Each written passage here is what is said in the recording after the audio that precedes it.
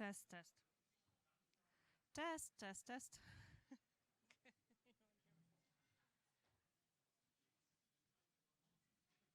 Test, test. Test, test, test. Ah, here we go. All right. Waiting for a couple more people. We'll get started in just a moment. Oh, there. Now we're now we're cooking with gas. All right. Could we? There's definitely a lot of great spots on the front. No one ever wants to sit in the front.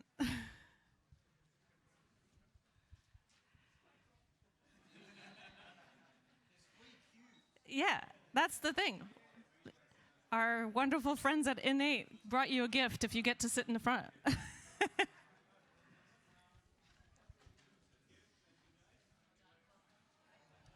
Thank you for sitting up front.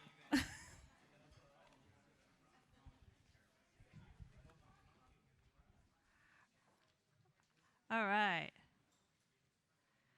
Well, welcome everyone. So excited for this. Okay, so today we will be discussing connecting people. So to begin, connection is also to land and community.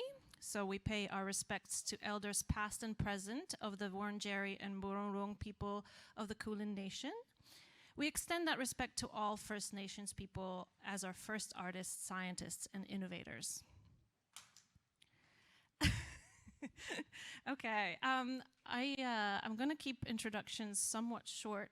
You can take a look at the program for all the details about our wonderful panelists and the organizations they come from. So I myself am Agnes Mazurny. Thank you all for coming today. My background is, I started off my career with human-centered design, with designing websites and video games and apps for phones.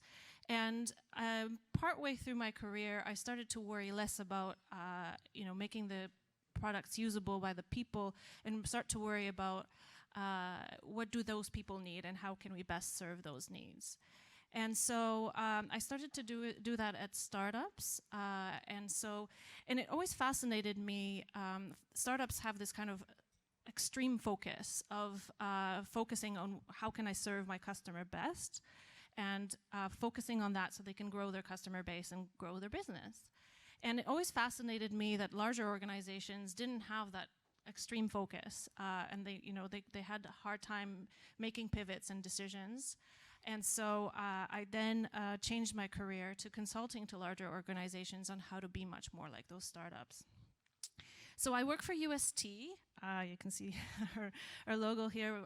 We're sponsoring today's event. UST is a global digital transformation consultancy. And we have an innovation lab here at Melbourne Connect. So what we mean when I specifically talk about innovation, I mean making ideas happen, right?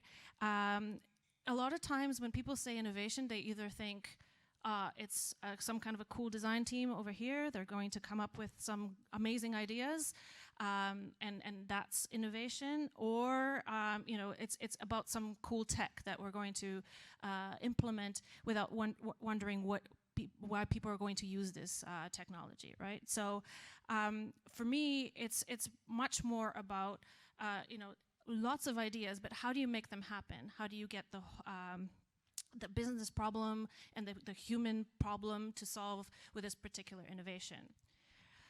So at the lab here, it's all about bringing people together to enable continuous innovation and problem solving, right? And so for today's discussion, okay, let's look at the reality of what's going on in our work world right now. People are demanding to work anywhere at any time, even.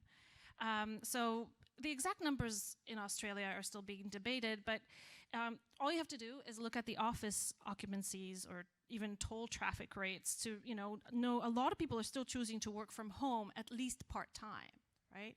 And so if we're talking about the importance of bringing people together to collaborate and problem solve, what does that mean? How do we do that when half of them are virtual on a screen versus, some people are coming together and working the way, we used to kind of collaborate and workshop, right? And so today's discussion is really about the pros and cons of that new world and what we can do about it.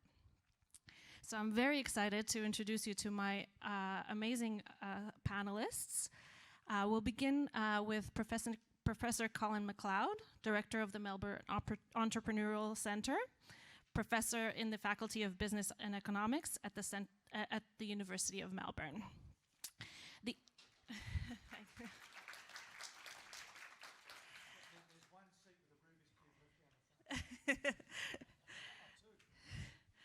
Great. So the MEC runs accelerators for university students and alumni, as well as programs for researchers and doctoral students. Colin has had an active role in about 20 new ventures that have raised over 100 million in investment and a long career as a director of public and private companies. Welcome, Colin. Next, we have Stephanie Wan, associate partner at Clark Hopkins Clark Architects. Stephanie is an educational design specialist, mentor, and leader at CHC. Strategic and empathetic, Stephanie and her award-winning team collaborate with schools to create engaging, inclusive, learner-centric environments. Welcome, Steph. And last but not least, we have Craig Stevens, Vice President, Project Services for APAC at N8. He has some fans. Craig leads a talented team of construction industry experts who partner with N8 customers to improve how they deliver their capital projects. He has led teams and delivered projects in over 40 countries, feeding his cultural and geographic curiosity. All right, thanks. Welcome, Craig, and thanks to my panel. Really excited to have you here. Again, a lot more information in your booklets about these wonderful panelists and the organizations that they work for. Maybe I'll do one small plug for N8. They have an amazing event coming up tomorrow about digital twins. So please check that out. And Innovation Week is going really well so far. Okay. All right. So on to our discussion. So the pandemic was one of the greatest disruptions to business and ways of working ever. Change has come extremely rapidly. It has created the biggest need for innovation. The way we work has completely flipped on its head. Colin, what are some of the new work realities organizations are facing? Well, I think, as everyone here would have experienced, every organisation is facing quite different realities to what they were a couple of years ago. When you sort of think about the survey work that we see, which says that 40 or 50% of people would like to continue to work from home, and they're saying, I can save commuting time, I can spend more time with families. And it's sort of interesting. I think, I'm not sure if it's today or tomorrow, but it's Are You OK Day, and so we've got this sort of tension between, are you really serious about whether I'm okay because you want me to come to the office 5 days a week, or are you sort of just sort of pulling a party line and sort of pretending that you're worried 1 day a week, the rest of the time you want me to be in the office when I could actually be balancing my home life. So I think increasingly we're finding officers are facing those sorts of tensions. I think the other reality is that almost without exception, every time there's been a major disruption in the world, whether it's been the global financial crisis, the oil crisis back in the 70s, I'm not that old, and things like that, there's almost always an outburst of creativity afterwards. And for a couple of reasons. One is, if you think about the GFC, one of the reasons people like innovation and startups in particular, which Agnes spoke about, is they like the autonomy. And all of a sudden, a lot of people have realised that when there's a major disruption, they don't have the control over their own lives they'd like to have. So that creates the incentive to say, well, maybe I'll back myself to go and do it. So I think we're going to face that sort of thing. So a lot of people talk about the Great Resignation, which hasn't really happened, but we actually might see the Great Migration into startups. That's what history tells us. But I also think some of the issues we've already spoken about. How do you build a culture? What's a meeting really need to look like? Do we need to have meetings the way we used to have? I think those sorts of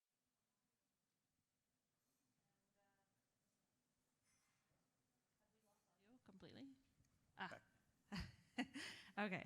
And Stephanie, has CHC seen some of these challenges, and what does the architecture industry look like, and specifically within your organization?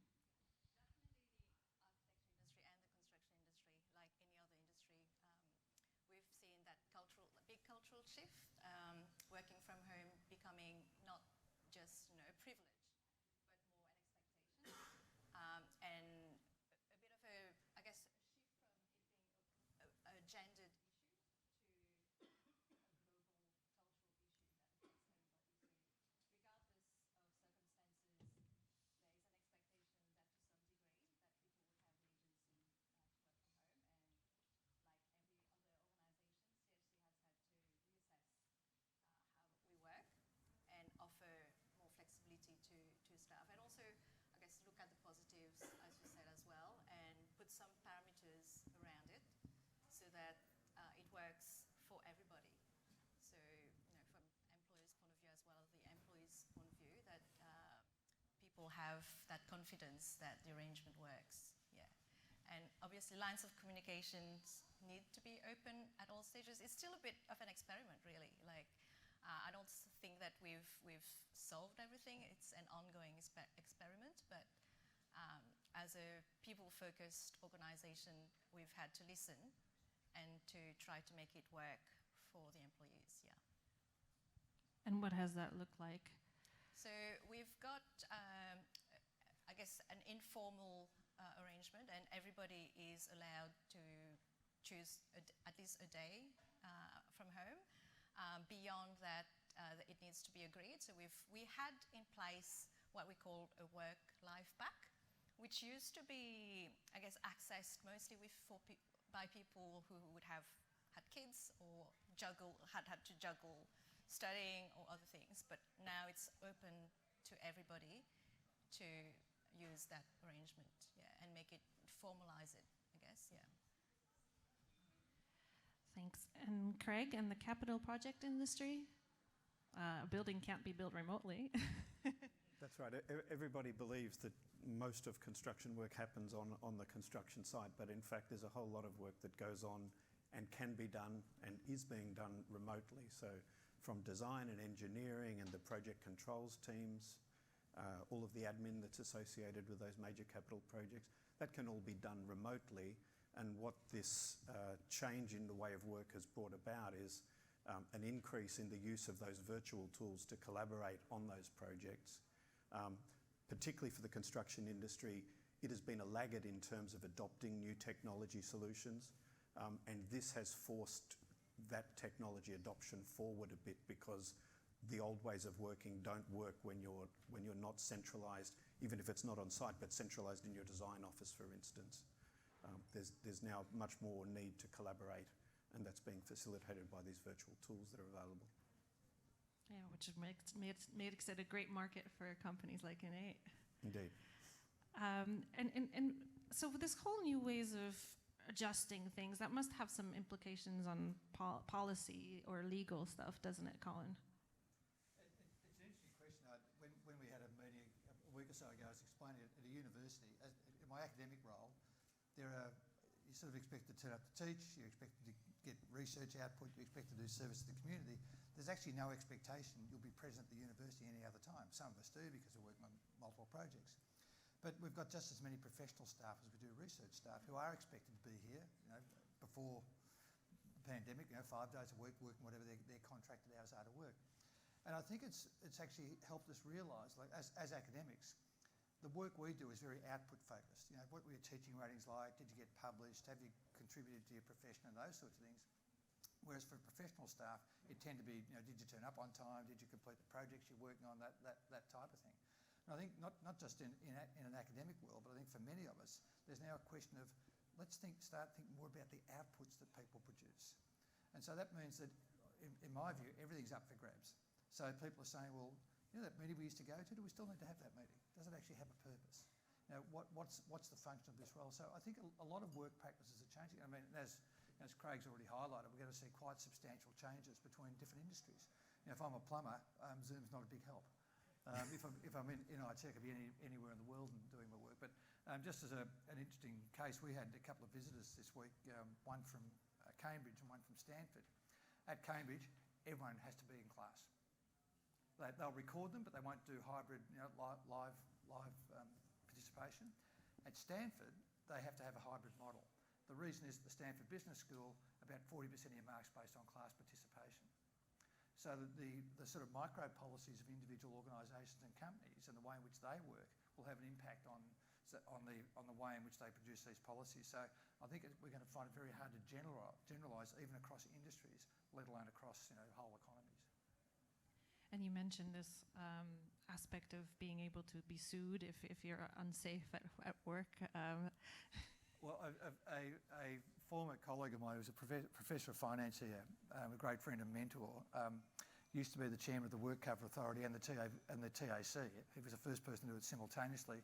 And he does a lot of public company boards, and he goes to and he always opens his first meeting by saying, you realise as a director, you can be criminally charged with manslaughter for occupational health and safety.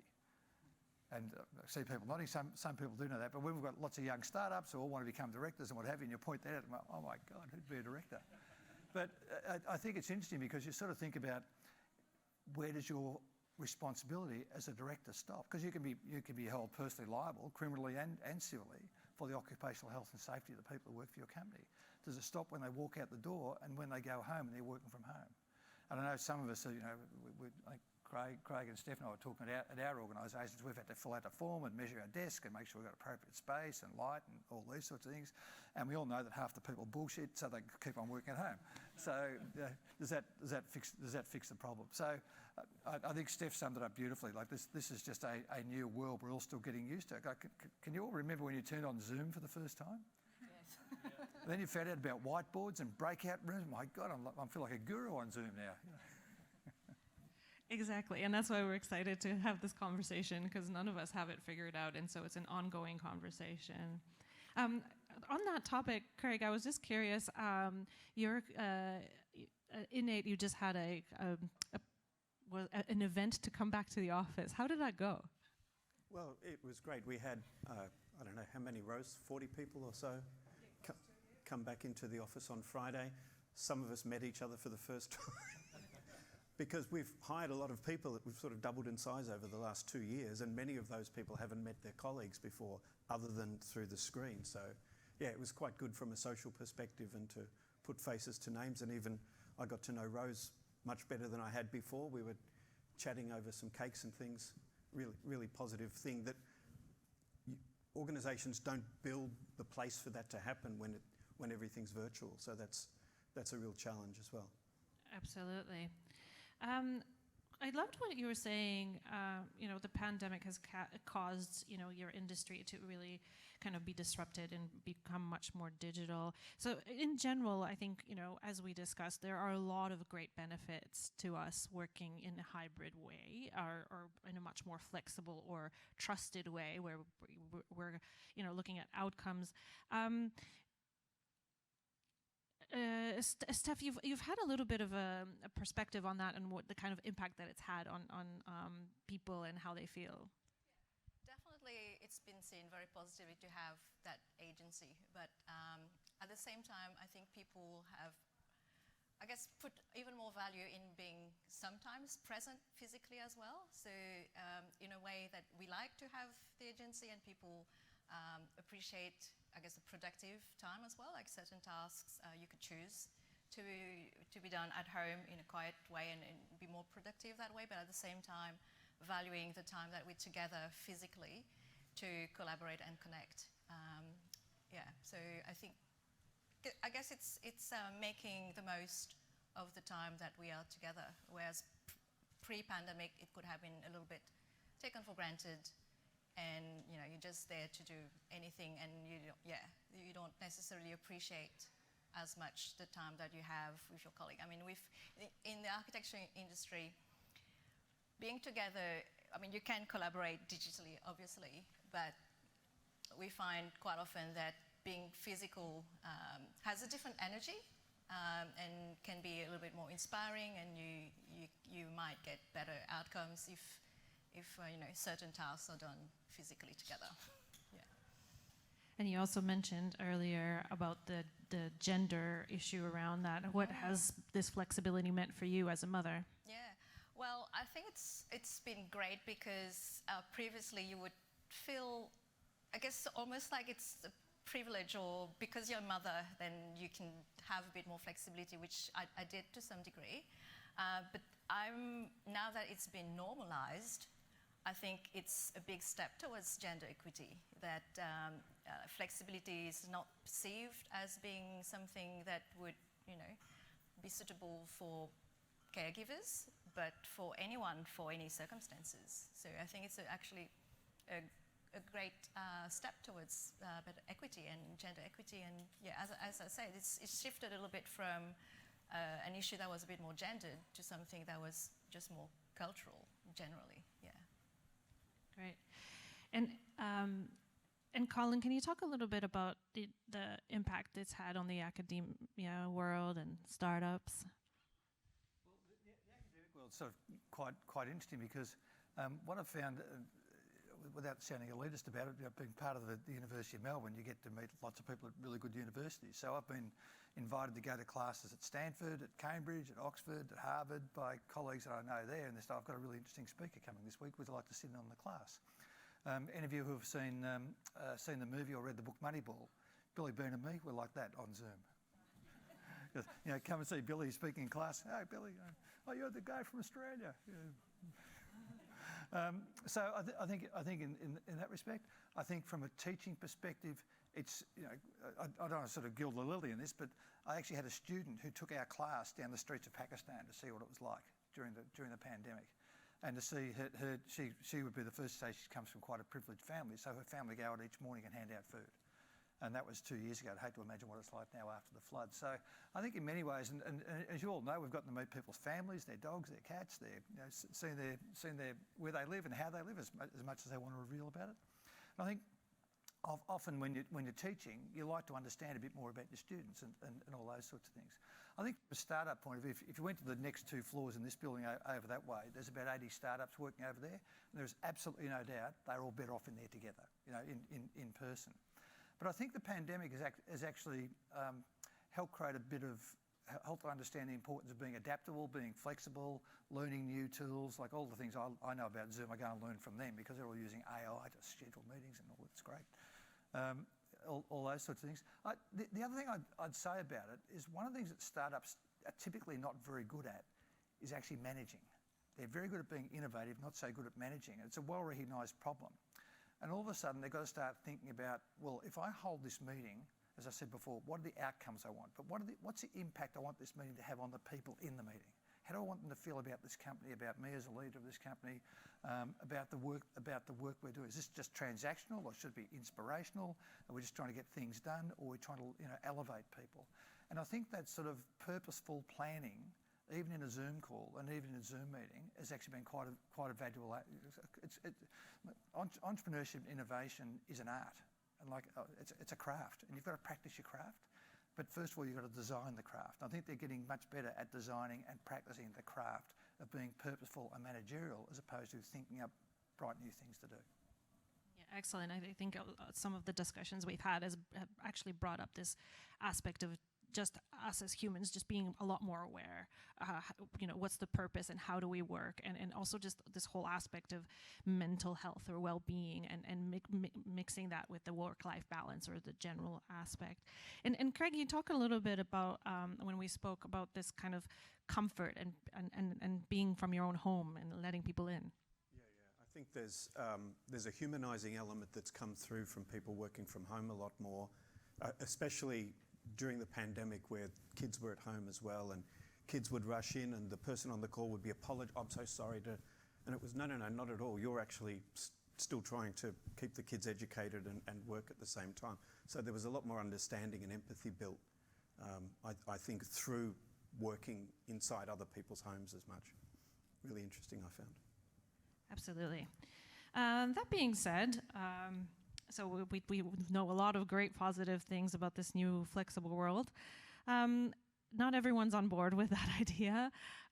So we may know the Apple CEO Tim Cook, has announced that Apple employees will have to be back in the office at least 3 days a week, because in-person collaboration is so essential to their culture. Now, what's happened in the meantime is they've actually gathered and pushed back, which since we've met last time. So it's interesting. But in general, Steph, you talked about this aspect of just how, in-person collaboration can just be so much more, vibrant and energetic. What are some of the other challenges that you've seen with your colleagues, perhaps, with your, very collaborative environment? Yeah, I think, at CRC, I think we probably can relate to some degree to the Apple CEOs and their stance on in-person collaboration. It has its place in the creative industry, but I think one of the challenges we've had is to actually have that more hybrid collaboration that we found more difficult. Like most meetings would have some people in person and some people online, so it's about making sure that you're curating the experience so that, whether it's you're in person or online, that you're getting the same benefit. And that's whether it's at work, or I've had a bit of a stint teaching as well. And that was a reality as well. How do you actually deliver content in an engaging way in the physical room, but as well as in the digital world? We found that particularly challenging, and it's still pretty challenging. Like if you're running a workshop, for example, some people in person, some people online. I'm sure a lot of people would have experienced that. It's actually quite tricky to get it right. Being inclusive and making sure that people are not feeling left out if they happen to be online is a key point, that they have the same level of participation, that the experience is as positive. And you mentioned this aspect of the difference between team members that you knew before the pandemic. That's right. Yeah. So I think for all of us who had been in the practice for a bit longer and had the opportunity to have strong bonds with colleagues, it was probably easier than to jump digitally and on whether it's a draw board or different digital pinboards. Or Zoom even, like sharing screen and collaborating. It was probably easier to create as close as you could get from in person, whereas people who you would not have met, Colin might disagree because he's done his best work with people he has never met, but we found that, the people who had never met in person might have found it a little bit harder to get the best out of the virtual collaboration. That trust and bonding that you can do in person is a lot more difficult if you've only seen each other on a screen. And do you agree with that, Colin? Or I think that's true. Craig was talking about kids. I had two kids going through uni, two young kids going through uni, and in 3 years they spent 2 years working from home. And so, you all know, a lot of us have got friends, and we made our best friends at uni. And you walk into a class and you see someone's, got a squash racket in their bag, or they're wearing a particular piece of clothing that resonates with you, and that sort of starts a conversation. I think you miss all of those things. So I think you just made me think of a guy that we had who was a terrific young guy who joined us as a graduate from the university. And he actually won a scholarship to go to overseas. So he actually worked for us for 9 months, and we never met him face to face. And he was a terrific young guy, and we would have loved to have met him and what have you, but we really just don't know anything about him except as a colleague on Zoom. And we had this discussion about incidental learning. How do we this aspect of support and guidance from senior staff? It's really important, particularly for junior staff who are trying to learn their skills or technology or someone, to have more senior people sort of physically sitting with them and being able to listen out for things. I think they need some help with that, and I can tell them what to do really quickly, whereas they'd spin their wheels for hours trying to solve the problem themselves if they were sitting in their home, perhaps. It just means you can hear that the activity stopped, or a different type of activity is occurring, or a conversation between two junior people are occurring, and you can just jump in and they move on again much faster. There's also, for us, we do a lot of training on our tools, on our technology, and we've had to shift to all of that being trained through generally Microsoft Teams, which is a good online meeting capability, but it's not a real strong training tool whatsoever, because when we physically train, we'll explain the task and then we'll ask them to go and do the task, and then you wander around the room and you can see who's getting stuck. Well, you can't really do that in that sort of Teams environment, and there probably is, but we haven't found yet the right sort of technology that enables us to see what people are doing in their own screens while we're trying to train them virtually. It's a real challenge. And Steph, you did mention your stint with teaching last year, and Colin, you mentioned a little bit about the challenges of learning. What was that experience like for you? Yeah, I think, as I said, so likewise with Colin, like we had students that we had never met in person and only came towards the end when the final exhibition was. Yeah, as I said before, I think making sure that people were engaged equally, whether they were online or physically, was pretty challenging. But also we found that because these students had been away at home for like the last couple of years, a lot of them had lost some skills in terms and did not know really, for example, how to present physically. I mean, it is challenging if you're presenting also to a room and also to a screen, and they haven't had the exposure for the last 2 years. Simple things like, for us in architecture, simple things like how to put a physical panel, like with their drawings, to be able to communicate that in a printed format. That seemed to be a skill that people had lost. So yeah, definitely we could see challenges, as well as I suppose we had people overseas who would obviously not have been able to finish their course if it wasn't possible. So we have to look at it both ways as well. Yeah. So obviously we've talked a lot about these initiatives to bring people back and have social events, and we've talked about how we've become Zoom experts. One of the Innovation Week events that I was at today was actually looking at some very innovative human-computer interactions. There was a way to 3D watch someone teaching you how to do something physically. So all of that stuff is very much changing our world. So, what are some of the ways that this world is changing, and how can we make it better for some of the kind of initiatives and ways of going about, how do we innovate better in teams virtually? We want to take that one for now, Colin? Sure. I think at some point, and if I can use Zoom, which is probably a bad example, but you sort of think about where we all started using Zoom and where we are now. So somewhere along the line, we've learned to use tools better.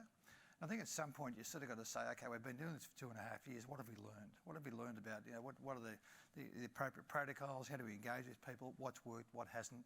If we're going to go forward, what are the things that we actually really need people? I mean, I think it's one thing to sort of set rules around. You need to be here for 3 days or 4 days or whatever it might be.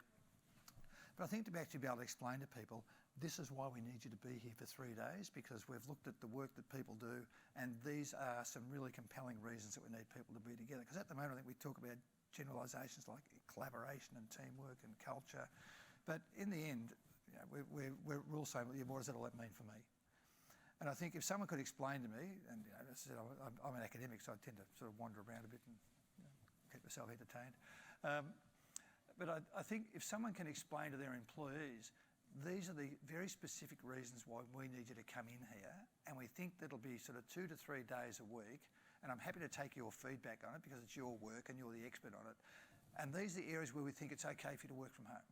And these are the things we think would be good to do there. I think would make a world of difference. Let's take the 2.5 years of learning and say, what have we found out that will help us inform the people who work for us about the decisions we're making and get their feedback, because they've learned a lot about it too. That'd be my... So I don't have an answer, except I think we need to reflect and think. Yeah, absolutely. And I think, it's easier said than done to kind of go, oh, you come to like do the kind of collaboration and then you do your heads down work at home. But I think in practice it's very difficult to define, and we should have a crack at it, because obviously, coming into the office, but then having your headphones to like type away is one of the questions we've spoken about is culture. And what does it say when you say to people, we really want it, we're a team, we're all in this together, everyone's important, but you must come in 3 days a week because our culture is about top-down control, because that's the message you're sending. Absolutely. And Steph, do you have any like tips or ways of making these collaboration meetings where someone might be virtual at home versus some of the people that are together in an office? What have you been trying? Yeah. So I think we're starting to look at it, I guess, to try to look at how we do it in the physical environment. Like, we often talk about spatial affordances, and you look at the experience you want to create first. So what are you designing for in terms of experiences? And then you think about the group, the size group, what kind of interactions that your spatial setting would provide for that size group, how long they would be interacting.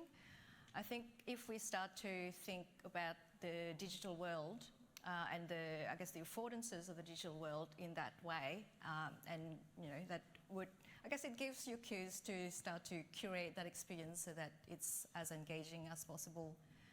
So applying, I guess, the same set of rules in a way to be able to give the same experience, whether it's digitally or physically. Yeah. Yeah, we discussed, like, if someone's in the room, they should all have a camera on them anyway. Possible. Yeah, exactly. Great.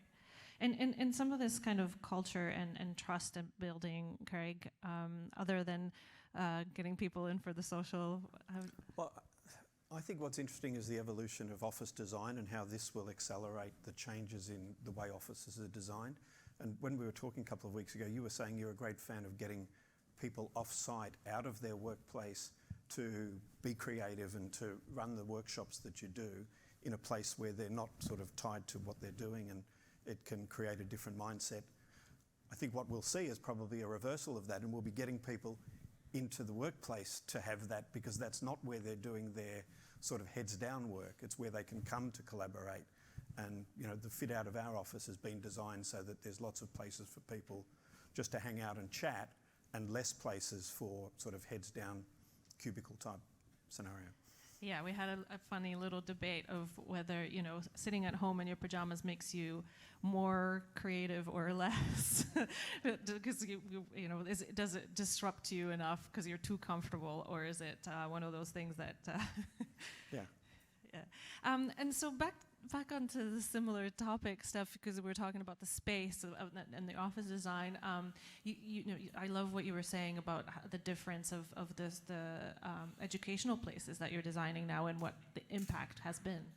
Yeah. So whether it's office design or school design, I think the pandemic has made us reevaluate what was important, and the importance of health and well-being has been the core focus, whether it's designing an office with more plants or more home-like settings, and it's the same with schools. I suppose whether it's work or education as well, it's that understanding, it's just reinforced what we already knew, that different people learn differently and different people work differently, and being able to provide the different settings that would accommodate those different needs. So it's, I guess, reinforce the importance of designing really purposefully for the experience that you're trying to give to the user.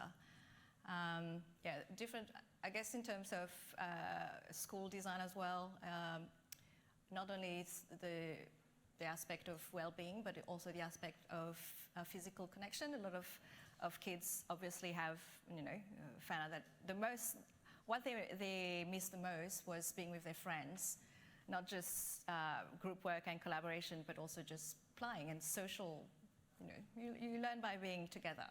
So making sure that you design spaces that accommodate group settings that are conducive to collaboration and play, but at the same time, making sure that you also provide those spaces of respite, because at some point you also want to be by yourself, and so being able to accommodate all these needs, which we knew already, but I think the pandemic probably reinforced that even further. Great. So I think we're ready to wrap up. For each of you, what is something that you're going to be doing differently, perhaps, or trying out or experimenting with for the next little while to in this new way of working? Colin, you want to start? Yeah, I'm just thinking back to the start of the pandemic. A mistake that a lot of people made was investing money in a company that had the NASDAQ code of Zoom. It's actually a Chinese software company that has 10 employees, and their price went through the roof. So I think a lot of people have learned don't invest in the stock exchange code, invest in the actual company. But I think the point Steph makes about people working in different ways, and the people are different. We've got a team in one of our accelerator programs at the moment who the CEO is neurodiverse. She's got ADHD and autism, and we've had to learn that she just thinks about the world differently to other people. That's why they're called neurodiverse. People with dyslexia are neurodiverse. They think about the world differently, and I think we've actually learned more from her than she'll ever learn from us about how do you accommodate the different needs in people. And I think increasingly we're going to have to start thinking about people as individuals, not as collectives in a company, and try and work out what their needs are. Now, companies are in general set up for commercial principles, so there has to be outcomes achieved. But I think there are ways of we often talk about preparing people for success or enabling them for success. And I think what we've found out through the pandemic is realising that how we enable people to achieve success comes in very different ways, and there's not one sort of neat package fits all. And I think that's where the challenging part's going to be in saying, well, let's reflect and think about what we've learned, because we haven't learned en masse, we've learned individually. And I think collecting that, getting that collective wisdom together to think about how do we then move forward is going to be the big challenge. Thank you. And Steph? I think staying agile and continuing to listen to people and their needs is a key factor. I mean, as I said, it's still an ongoing experiment. There's still a lot from all of us to learn, whether it's making the best out of digital platforms, making sure that it's inclusive and that you get the best experience out of it. But we don't know what's the next thing either. So I guess having that mindset of continuing innovation, whatever comes our way, really, and to listen to the team, really. Yeah. Nice. Okay. Yeah, I think it's continuing to challenge our ways of working. So when we're implementing our solutions with our customers, our biggest challenge is getting the customers to stop thinking about needing to do things the way they used to, and embracing new paradigms. And I think for us and our ways of working, we're still stuck in the old paradigm in many ways, and we need to be able to keep challenging and get people to open their minds to different ways of doing things. And we're very early on in this. I think you said 2.5 years, but in the whole scheme of things, it's pretty early days, I think. Absolutely, and I think no one's have it figured out. Okay, so thank you so much. I'm going to maybe go off script a little bit and allow for a question or two. We will be staying behind. There's a way to a networking chat, so you can ask the panelists some questions in an informal aspect. But I'll take a couple of questions if someone has a very okay.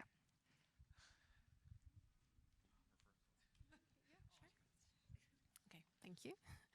I have a question to this hybrid new way of working, and maybe some experience that you've recently had with people who, how on Teams you can set up your status that you're busy. And we've recently experienced that people become busy and they are busy doing something, but the work is being delivered maybe without the amount of time that they should have spent on things. Have you experienced, the lower productivity or issues with delivering outcomes without micromanaging, the need to micromanage people as well? And maybe during pandemic it was different because everyone went for difficult times, but now it's can become an issue in this hybrid world. And I wonder if you have any, and it's hard to point directly question to, but I think Steph, I'm an architect from a background as well, so I can imagine that you probably could experience something similar in your team. There's not too much. I think generally we like to trust the employees, and like if you set if the time frames and deadlines are clear, then maybe I don't care too much if they've switched off for a couple of hours, as long as they've delivered to the standard that I wanted to be delivered. There's a level of trust as well, and it's two ways. I mean, you want them to trust, you want your team to trust you, but in return, you have to trust that they're doing the right thing. And I think I choose to trust because that's probably easier as well.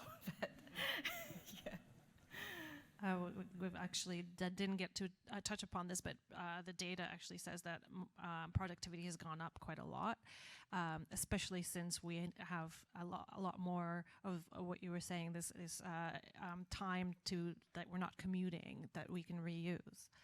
And so it's funny that, you know, some people still have trust issues around this stuff when really people are working a lot harder, and they're having a harder time switching off, right? Because there's not such a divide of when I'm at the office and when I'm working. Okay, I'll take two more. So my question is about like the shared workspaces, and if you kind of, for anyone, if you think this is going to be more of a trend, or if people will still want to keep, you know, their company within their office space and just use that, or if they want to share more, just if you've seen any trends or anything. I'll start. It's all right. Am I off mute?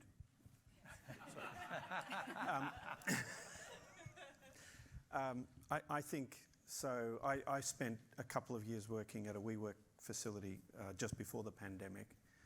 And I think that was already underway, and I think it will continue. I think if you like, the cost per hour per employee of office space has gone up dramatically if you're going to lease offices full time and not have people in every day. And then you've got the scheduling of, well, we'll have this team in that day. And that gets quite hard, and especially for smaller companies. I think if you're going to look for a place where you can come together and have a nice environment to collaborate and then go home and do the heads down work, then I think those sort of shared workspaces are an ideal solution.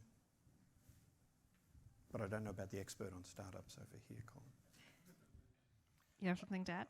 Well, startups are a bit like cuckoos. They keep on sort of finding empty nests and landing there until someone charges them, and they'll sort of move on elsewhere. But I think being part of a community and being part of a community of practice, and you know, when we often see in the co-working spaces we have here, it's not about, you know, here's the code I'm writing and what's the code you're writing. It's more about, you know, where do you buy your computers? Who did your legals for you? Who's helping you with your IP? You know, just how do you sort of, you know, a lot of them are those productive, how do you get work done? And I can find out more efficiently by walking over there and asking someone than looking on Google and taking a guess. So I think, you know, and probably goes to your point as well, I think there's some productivity in community, particularly for startups. So I think co-working spaces are still going with us. I mean, they despite WeWork and what have you, 7 different types of kombucha on tap apparently wasn't enough. But it's a model that seems to work pretty well. We've certainly found it to be a very successful model here. Personally, I can't work in co-working space, so I hate them, but you know, might be an age thing. Right. I must point out that I forgot to point out that all my panelists were because all through the relationships that I built here at Melbourne Connect, right? So we're part of a community. Some you know, I wanted a diverse point of view, and that's what this community is about. It's not just about a place to work physically, but it's also to build that community of connection making, right? And that's already building relationships and finding, you know, serendipitous moments of we might be able to collaborate in one way or another, whether it's on a panel or, you know, through a project or who knows. All right, one more from this lady here. Thank you so much. I was really fascinated to hear this come up a number of times in terms of themes around well-being. And it's a bit of a buzzword at the moment. It's been a buzzword for a long time, but it's really raised in terms of profiles in education, in business. And I was interested, Colin, about you talking about the rationale of why do we need to be together and why do we do what when. My curiosity is, do you think in business we are yet at a point where we can draw on the science of well-being, where we know that there are certain conditions that we can create that allow employees and businesses to thrive? Do you think we're yet at that point in businesses where we're interested in learning about how we can design our business and working ways in order to enable both businesses and individuals to thrive? Or are we still in what I started to hear, some of those older school thinking around business comes first and employees come second?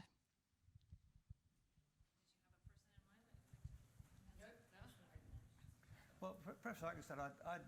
I guess I sort of think about a lot of the startups I deal with. A lot of them are developing software. They may not realise it yet, but they're in a global war for talent. And so doing interesting work, working on the latest and greatest, they can do that anywhere. I can go to San Francisco and live in San Francisco and pay $17,000 a month in rent for a single bedroom apartment with that, but I can catch the Facebook ferry down San Francisco Bay, take my dog to work to the dog restaurant. They've got a dog restaurant at Facebook, or an animal. That's to eat there, not as food. I should just clarify that. So I can go and get fantastic facilities. I can get shares in the company and all that sort of stuff. So why would I come and work in your little startup in Melbourne? And we face this all the time. We've got great computer science people, great graduates, and what have you. And so I think I'm not sure how well older businesses will adapt to that. But I think for newer businesses, and I think the classic war for talent, data analysts, software engineers, HR people, they're all very hard to find at the moment. Good early go-to-market people are all very hard to find. And so part of it, I think, is how do you build an employment brand that will attract people to you? I always like telling the story of a startup I was involved with 25 years ago. And we started with 6 employees. We grew to 200 over an 8-year period. After the first year, we didn't advertise for a single employee. Every employee was through another employee. And we're always sort of very proud of the culture that we created. But the great thing about that is they're employing people just like them. So we didn't even have to do much, So I think there's issues about culture. I think there's issues about environment. I think there's issues about what's the right fit of people who work here. But at the end of it, I think a lot of these traditional employment models that you're referring to are going to say we just can't compete in the market unless we do those things. And I mentioned before about things like Are You OK days. Like, honestly, I get sick of people humble bragging on LinkedIn about, we've had a lunch to celebrate International Women's Day. All the guys at head office said it was okay. We're going to celebrate Indigenous people. All the white guys at head office said we should do that. So we've had a nice lunch, all that sort of thing. Liz Truss has just appointed her first senior ministers, and everyone says, they're wonderful, diverse people. They all come from a racially diverse background. They are more right-wing than Margaret Thatcher. They're pulling the rope up behind them. Yeah, we're here, you can't come in. So I think people are eventually going to say, we're going to look at those things when we make decisions about where you want me to devote the next years of my life, and where you want me to go and work hard and work productively. What am I getting in return? And I can get money anywhere.